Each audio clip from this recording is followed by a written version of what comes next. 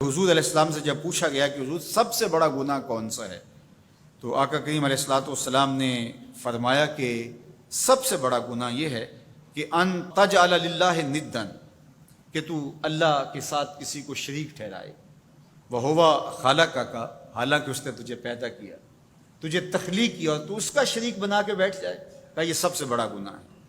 تو راوی نے عرض کی کل تو ثم ایو، حضور پھر اس کے بعد؟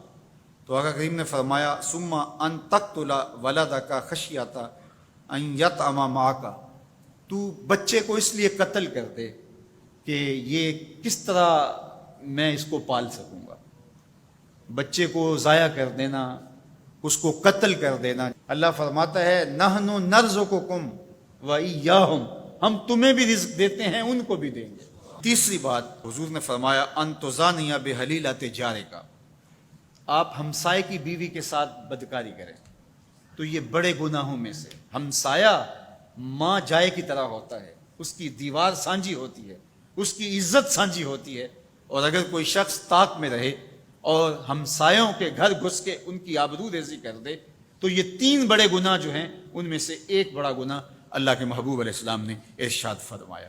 حضرت عبداللہ ابن مسعود رضی اللہ تعالی عنہ سے یہ روایت مروی ہے کہ لا احد اغیر من اللہ عز وجل، اللہ سے زیادہ کوئی غیرت مند نہیں ہے، اللہ سب سے زیادہ غیرت مند ہے، اور اس کی غیرت کا تقاضا یہ ہے وَلِذَالِكَ حَرَّمَ الْفَوَاحِشَ مَا ظَهَرَ مِنْهَا وَمَا بَطَنَ، کہ اس نے بے حیائی کو چاہے وہ پوشیدہ طور پہ کی جائے یا اعلانیہ طور پہ کی جائے اس کو پسند نہیں کیا، اور اس سے اس نے منع کر دیا، لوگوں کو روک دیا، حرام قرار دے دیا، اس لیے کہ وہ خود غیرت مند ہے۔ غیرت مند مالک غیرت کا سبق دیتا ہے اپنی مخلوق کو۔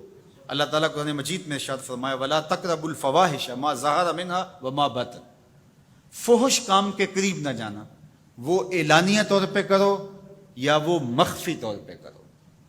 تو مفسرین نے لکھا کہ جو بدکاری ہے وہ مخفی فحش ہے، اور شراب نوشی یہ اعلانیہ فحش ہے۔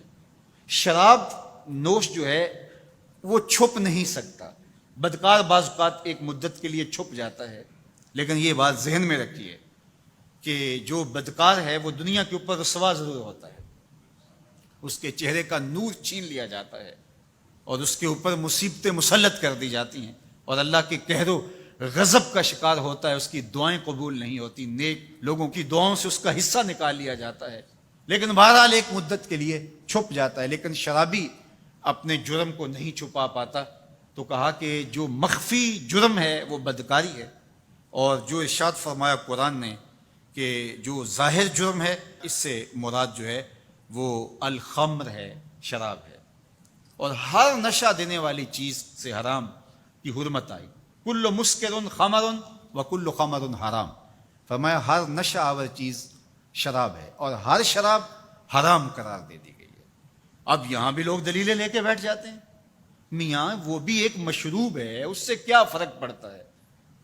میاں جب رب نے کہہ دیا تو بات ختم ہو گئی۔ ایک یہودی کے پاس ایک مسلمان مہمان ٹھہرا تو اس نے انگور پیش کیے، تو اس نے بڑے شوق سے لیے، تو تھوڑی دیر کے بعد وہ شراب لے آیا۔ اس نے کہا استغفر اللہ، میں مسلمان ہوں، میں شراب نہیں لیتا۔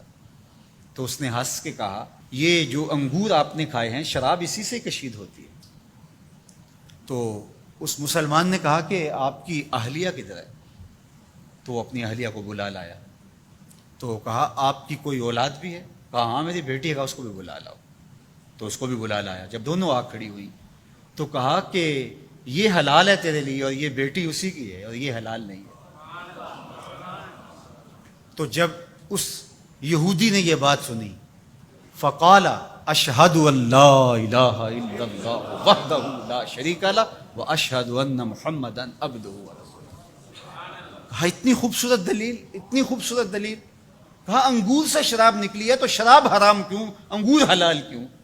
تو کہا مجھے یہ بتاؤ کہ تمہاری بیوی تمہارے لیے حلال ہے، تمہاری بیٹی تمہارے لیے حرام کیوں؟ کہا بات سمجھ میں آ گئی۔ تو میرے رب نے بعض کا تو اس کی حکمتیں ہمارے علم میں نہیں ہوتی، اور حکمت نہ جاننے کی وجہ سے ہم کہتے ہیں کہ یار یہ بات سمجھ میں نہیں آتی۔ یہی تو ہمیں بتایا گیا کہ جو سمجھ میں آئے اس کو بھی ماننا ہے، جو نہیں سمجھ میں آئے اس کو بھی ماننا ہے۔ ہم جنت کو مانتے ہیں نا، دیکھا ہے، یا رب کو مانتے ہیں، دیکھا ہے، وہ سمجھ میں آتا ہے، تو دل میں تو آتا ہے، سمجھ میں نہیں آتا۔ میں جان گیا بس تیری پہچان یہی ہے۔ ہم تو سب سے بڑی حقیقت کو بغیر دیکھے مانتے ہیں، بغیر سمجھے مانتے ہیں۔